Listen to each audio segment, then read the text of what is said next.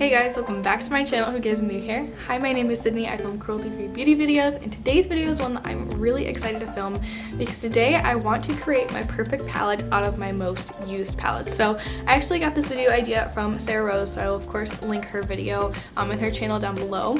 So I believe the video idea was actually suggested by one of her subscribers, and I think the original idea was to create a palette out of the shades that you've hit pan on. I'm not that great at panning eyeshadow, I'm not gonna lie you guys. So instead I just decided to grab some of my most used palettes, but I wanted to add an additional twist to it.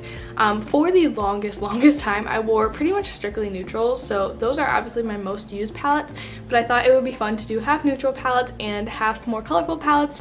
Palettes that are definitely newer to my collection and may not have as much usage as the neutral palettes, but palettes that I've still used a lot, and I thought it would be a little bit more accurate to create my perfect palette with a mix of neutrals and colorful shades. So I'm not gonna blabber on any longer, let's hop into it. So in front of me I have 10 palettes. I thought a little 10 pan palette would be a nice little palette to make. I haven't really predetermined which shades I'm gonna pick. Obviously if I have pan in a shade I'm probably gonna go with that one, but if not I'm just gonna pick out what I think my most used shadow is from the palette. So let's start off with the neutral shadows. So the first palette that I picked is my e.l.f. Mad for Matte 2 palette, or the Summer Breeze palette. I never know what to call this one because it's like, I think it has a different name on the carton than it does on the actual palette and on e.l.f.'s website. But as you guys can see, this is my palette that has some pan in it. This is the only palette that I've ever tried to pan really.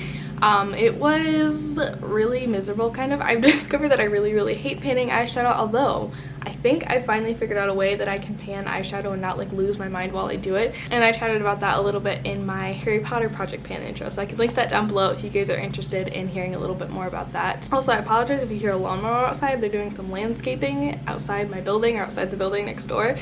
But anyways, clearly the most used shadow in this palette is this matte cream shade right here. I used to be really into setting my primer down every time I did my eyeshadow. I don't do that anymore just because I'm using a lot more colorful shadows now, and I just feel like colorful shadows benefit greatly from an unset base, but I may have to start setting it again because it is summertime and I tend to have pretty oily eyelids. But there's that shade right there. It's just a tad bit peachy. It's a little bit darker than my skin tone normally, unless I somehow magically earn a tan over the summer. So it's kind of just like a, it's not a useless shade, but it's not my favorite shade, but it is my most used shade out of this palette. This next one that I wanted to include is on the newer side, but I really wanted to include it because I used this so much last summer, and I'm actually thinking of doing a part 2 to this video where I create my perfect summer palette with my, but I thought it might be really fun to do the same thing with my most used summery palette. So if you guys are interested in seeing that, definitely leave me a comment down below and I'll be sure to film that in maybe a month or so. But in the Sweet Talk palette, which one of these is my most used shades? I would have to say that the shade Dream Maker right here, or no, that's not right. I think West Side is my most used shade. I just love the shade of brown so much. I feel like it's the perfect neutral brown shade. Okay, maybe it's a little warm. It's kind of like a chestnutty neutral brown, if you know what I mean. And I feel like the formula on this one is really smooth, really easy to work with, and it just adds a nice little bit of depth to any look. I think it pairs especially nicely with kind of the lighter peachy mid-tone shades in this palette, and I just really love it. The next palette that I wanted to chat about is my Too Faced Sweet Peach palette, and this palette holds such a special place in my heart. It was the first high-end palette that I actually bought for myself. I was so excited. I bought it after I got my first job. I saved up for a couple months, and I was so thrilled to have this one in my collection. And my most used shade in this is probably, I can't remember if it's Puree or Summer Yum. We're gonna go with Summer Yum just because I feel like Puree is very similar to the ColourPop shade that we just swatched. But I remember just loving these beautiful warm browns. Okay, they're both pretty similar. Weirdly enough, even though I feel like this was like my most used shade, I remember this blending out a little bit patchily. It still smells peachy. I probably need to like get moving on this palette, like either try to pan some shadows or move it out of my collection because it is getting on the older side. The next most used palette in my collection is the ColourPop Give It To Me Straight palette. I love this palette, you guys, so much. I put it in my Pan in Every Palette series, which I'm no longer doing. I don't want to talk about it, but I'm no longer doing that series, but I had it in there for a month, and the shade that I use the absolute most is this shade right here called Downright. This is my favorite, like, pinky, taupey brown shade. It is like the perfect neutral shadow. Okay, it's a little warm, I'm not gonna lie, there's some peachiness to it, but I think I love this one so much because I feel like it pairs nicely with cool tone shadows, with warm tone shadows. I can blend this shadow all across my lid and through my crease and just call it a one shadow look and be done for the day.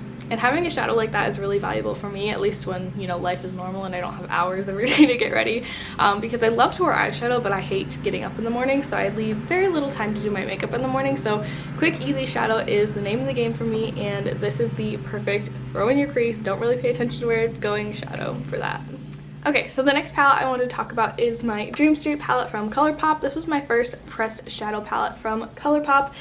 And I would have to say my most used shadow in this one, I feel like it's a toss-up between Shooting Star right here and Elfish. I think I'm going to go with Elfish. Elfish is my favorite deep brown shade. I love the depth of it. I blend out really, really nicely, really easily. It goes on pigmentedly, and I just love the little bit of a plummy undertone that this one has. It is so beautiful. See how nicely that swatches? Even after all these years. It is beautiful. I think Dream Street is one palette that I feel like in ColourPop's line that has really stood the test of time, and I'm so sad that they're discontinuing it. So the last neutral palette that I want to mention, I think I counted the Sweet Talk palette as a colorful palette when I was making this list, but the last neutral palette I want to mention is my Naked Heat palette.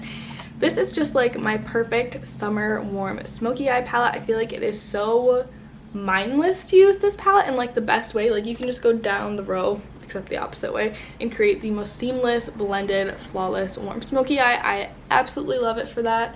I would have to say my favorite shade in this palette is, I'm gonna go with Lumbre right here. This is like a pretty corally, orangey shade with like a beautiful shift.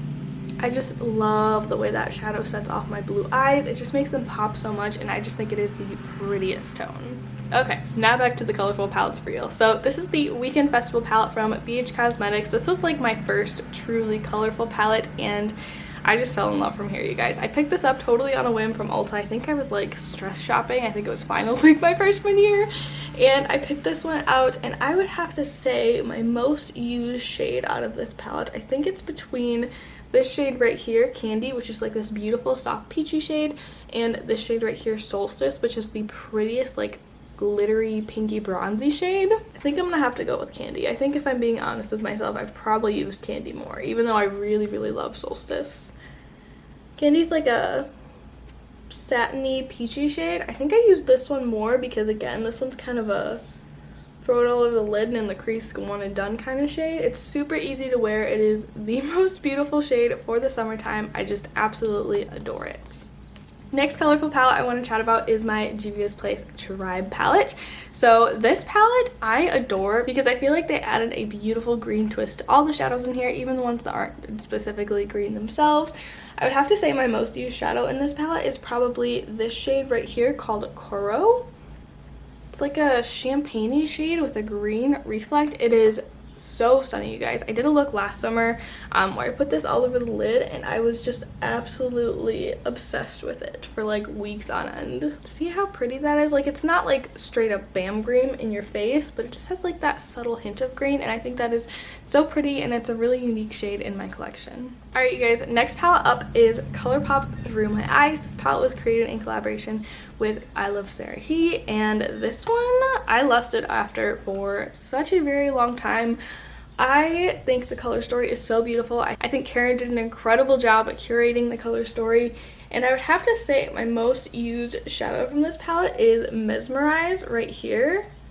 I think I put this in for a colorful palette, but I'm drawing a neutral shade from it. But again, I just love how this coppery orangey tone not only has some flecks of really pretty gold shimmer in it, but I feel like it sets off my eyes so nicely, and my eyes are my favorite thing to play up when I do my makeup. You guys might be able to tell from the makeup that I wear in my videos, but I almost always go bold on my eyes and softer on my lips.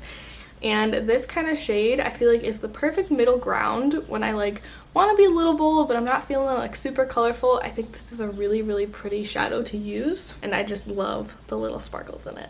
Alright, you guys, and finally the last colorful palette I want to chat about is my Blush Tribe Blossom palette. Unfortunately, this palette is no longer available because Blush Tribe went out of business. I mean, kind of. I think they're opening a new company, so I think they should have used some different verbiage when they were saying closing down sale.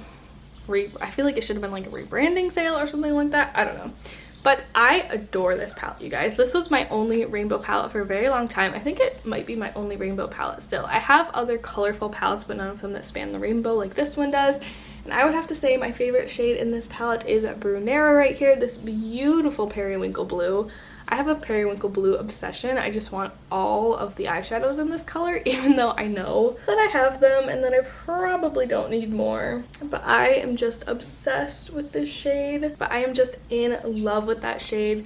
It is a little bit sheer, so it does take a little bit of building up on the eyes, but I think it's worth it. I think the color payoff is absolutely beautiful.